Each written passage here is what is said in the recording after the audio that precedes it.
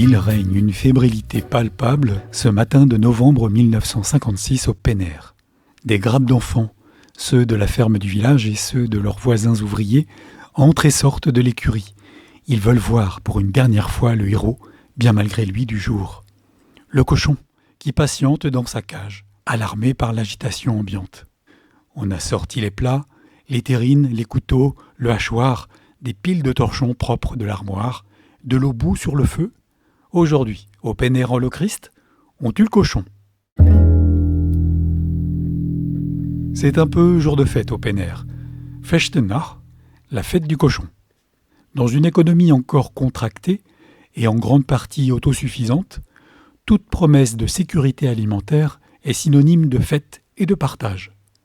Quand le quotidien des repas rime avec monotonie, tuer le cochon patiemment engraissé au fil de l'année est l'occasion de célébrer avec voisins et familles la providentielle abondance de viande fraîche.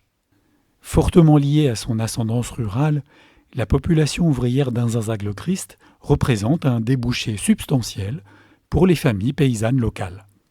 Les deux catégories participent d'une économie imbriquée où chacune y retrouve son intérêt.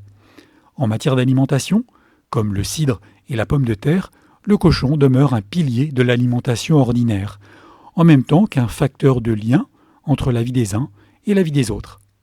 Tuer et saigner l'animal est affaire de professionnels. Aussi fait-on appel au boucher, ou tout autre spécialiste reconnu par la communauté de ces gestes essentiels. Lavé et rasé à l'eau bouillante, il est ensuite arrimé à une échelle, ouvert et éviscéré. À ce moment de la journée, un café est offert à tout le village, préambule au long processus de transformation de la chair en préparation charcutière. Des femmes vont laver les boyaux au lavoir en songeant aux futures andouilles, saucisses et boudins, tandis qu'autour du cochon, on s'affaire, on débite, on dépaisse, on tranche, on mouline. Des oreilles à la queue, de la cervelle aux tripes, rien de l'animal sacrifié ne sera perdu.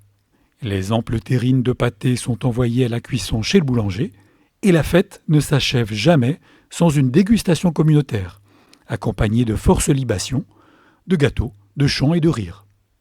Pour apprécier le rôle central de l'animal dans la société ouvrière d'après-guerre, il faut se rendre le 3 mai ou le 14 septembre en matinée, place du marché aux cochons à Le Christ, place Nermort, où les échanges vont bon train. Par centaines, les porcelets sont vendus aux fermiers comme aux familles ouvrières, qui en grand nombre encore élèvent leurs propres cochons. Économique à nourrir et peu exigeant quant au gîte, le porc est l'animal prodigue par excellence. Jusqu'aux années 1960, où les promesses de l'agroalimentaire ringardisent un mode de vie et de consommation ritualisé, quasiment autosuffisant et tissé de familiarité réelle avec l'animal consommé.